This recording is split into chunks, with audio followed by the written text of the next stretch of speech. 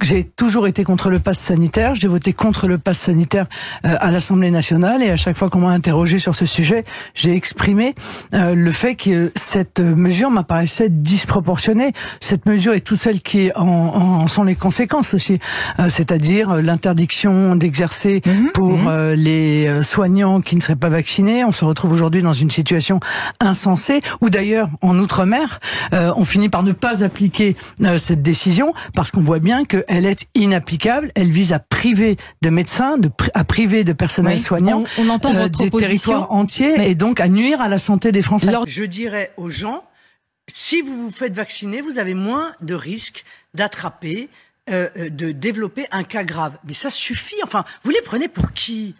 Pour qui les prenez-vous? Ce sont encore une fois des adultes.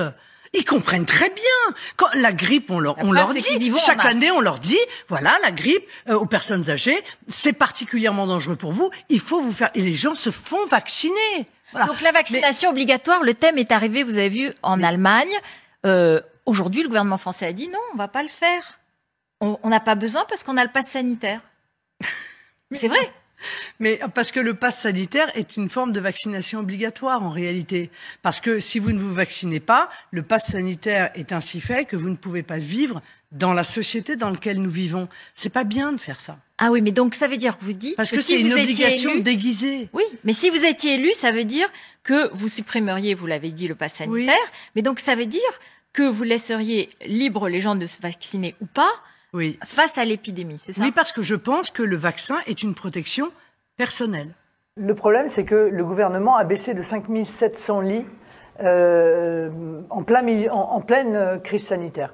Donc, il y a un moment donné où on ne peut pas attenter aux libertés individuelles, parce que le pass sanitaire, c'est quand même une atteinte lourde aux libertés individuelles, sans compter la forme de vaccination obligatoire, parce qu'en réalité, c'est là où on en est. Quand on empêche les gens de vivre normalement au motif qu'ils n'ont pas été vaccinés, ça s'appelle une obligation vaccinale.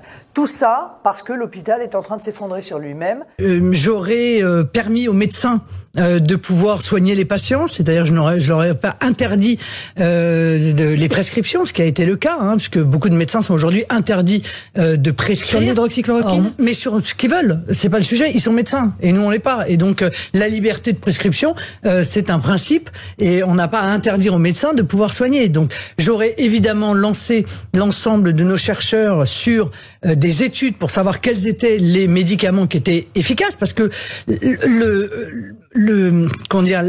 la solution parallèle au vaccin, qui n'en est pas une manifestement, puisqu'on en est à la 3e dose et c'est toujours pas très efficace, c'est évidemment le traitement, mais pas le traitement pour les cas graves dont il parle régulièrement, le traitement précoce, c'est-à-dire le traitement qui fait qu'on évite les cas graves. Je me demande si en libérant la parole des médecins, vous ne risquez pas au contraire de livrer les Français au charlatanisme et au lobbyisme. Vos confrères vont être ravis de la vision que vous avez d'eux, et je pense qu'ils vont être contents, parce que moi je fais confiance aux médecins, parce que je fais confiance à la science. Donc je fais confiance à des gens qui ont fait 10 ans d'études. Dans le cadre de l'ordre des médecins. Oui, je pense que les médecins doivent avoir une liberté de prescription. Je reviens sur la vaccination des enfants. Je suis fondamentalement contre,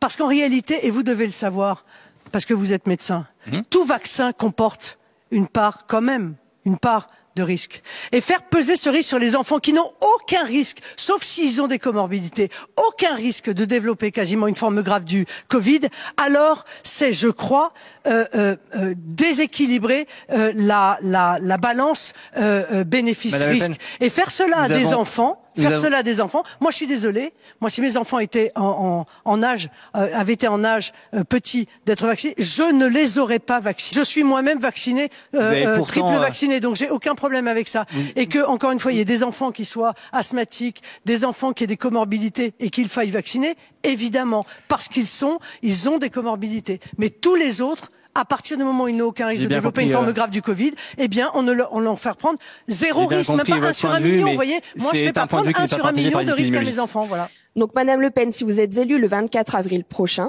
que comptez-vous faire pour les soignants non vaccinés dont le contrat de travail a été suspendu? Alors merci de cette question, c'est plus qu'une absurdité, hein. C'est une vraie injustice qui a été commise, une injustice à votre égard, parce qu'en réalité il n'y a aucune raison sanitaire de vous avoir ainsi interdit de travailler et laissé sans salaire, mais aussi une injustice à l'égard des patients, parce qu'il y a beaucoup de patients qui aujourd'hui sont privés du personnel sur lequel ils auraient pu compter. Donc bien sûr je réintégrerai l'intégralité du personnel soignant qui a été suspendu sans salaire. Évidemment. Et je vais même vous dire mieux, je regarde à verser les salaires en réalité qui n'ont pas été versés, parce que je pense que ce qui a été fait est en plus d'être injuste et profondément illégal. Et j'ai été frappé comme vous quand j'entends le président de la République dire on va embaucher 50 000 soignants. Je dis mais il y en a 15 000 qui n'attendent qu'une chose, c'est de venir travailler, et qui dont évidemment le travail ne met pas en danger les patients, puisque comme vous le dites si bien, si on a, et j'ai voté contre le pass sanitaire et j'ai voté contre le pass vaccinal parce que je pensais que c'était une absurdité sanitaire. Concrètement, que pensez-vous faire pour l'hôpital et en plus pour le personnel ?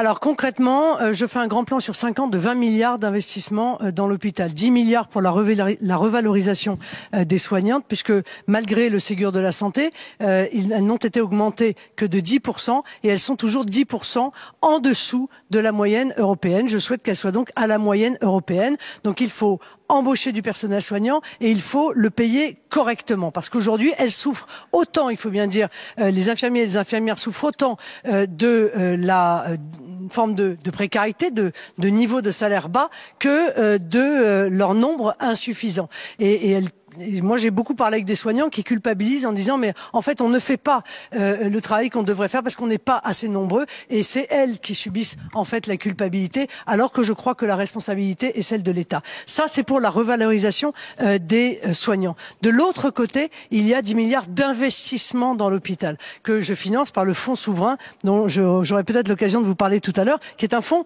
un fonds souverain sur fonds privés, hein. Donc là, c'est pas de l'argent public, parce que il faut investir dans la télémédecine. Il faut investir dans les nouvelles technologies. Il faut investir dans un grand plan IRM scanner. Il faut investir dans des infrastructures qui permettent de pouvoir retrouver un hôpital de proximité là où les hôpitaux de proximité ont disparu au fur et à mesure du temps, créant des déserts médicaux, même si le premier désert médical, c'est quand même l'hôpital en réalité. C'est malheureux à dire, mais c'est ça. Le premier désert médical, c'est l'hôpital. L'école est un désert médical. Il n'y a plus d'infirmières scolaires.